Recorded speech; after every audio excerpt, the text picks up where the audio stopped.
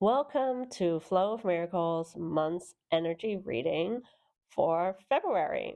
And we're moving from the energy of the Lovers reversed into the Five of Cups disappointment. That means that we stay in the emotional realm because Lovers is also very much connected to the emotional. And that while we do no longer have a reversed card, this isn't the easiest energy to work with. All fives have to do with change, and Five of Cups disappointment in this set is all about how our internal and external harmony can get a little shake.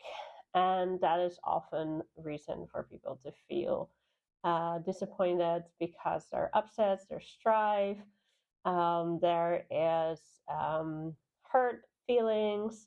So it's very paramount this month that while we make space for our feelings, we feel them, we process them, we do not let them lead us. Often in Dutch, people say, follow your heart. But what they truly do mean is to follow your intuition and to follow your passion and not to follow our hearts in the way of following our anger or disappointment or hurt. So that is very important this month that we realize that there's a limit to what we should do with our feelings. We can feel really hurt even when it isn't the other person's fault. We can feel very disappointed because somebody let us down, but also because our expectations were too high and we asked for the impossible. So, because of that, this month, really be mindful on your emotional life, what's it doing, what's happening, why you're feeling what you're feeling, and if that is fair and honest, or if that is just drama and anxiety speaking.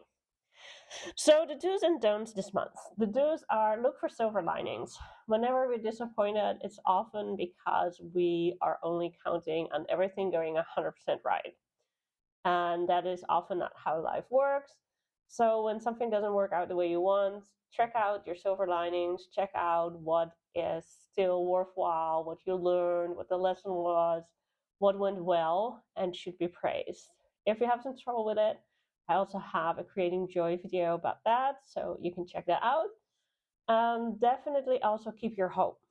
While we're disappointed, it's hard to see. That's just one step on our road, one part of our journey. Just make sure that you focus on that things do and can get better, even when you see nothing happening at the moment.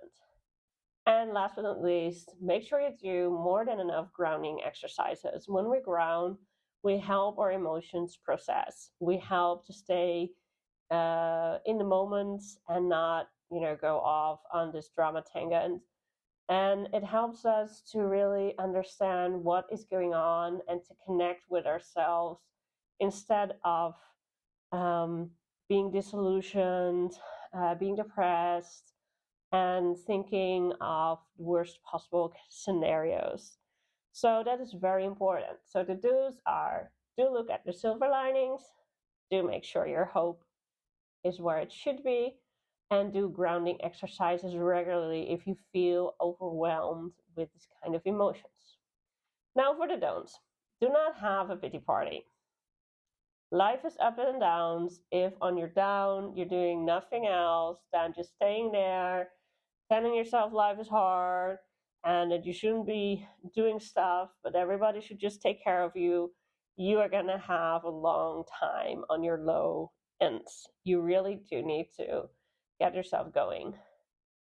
Don't go into drama. It's very tempting when we feel bad, when we're angry, to make this huge thing out of things that shouldn't be huge. And don't get trapped in any kind of anxiety. When things are not looking up, it's very, very, very normal to start thinking about worst case scenarios. But they're worst case scenarios, they don't always happen.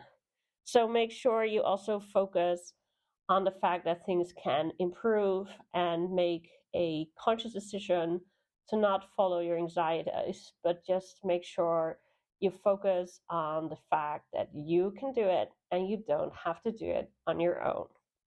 So if you need any help this month, any support, be sure to ask me for a free intake. And I wish you all a great month.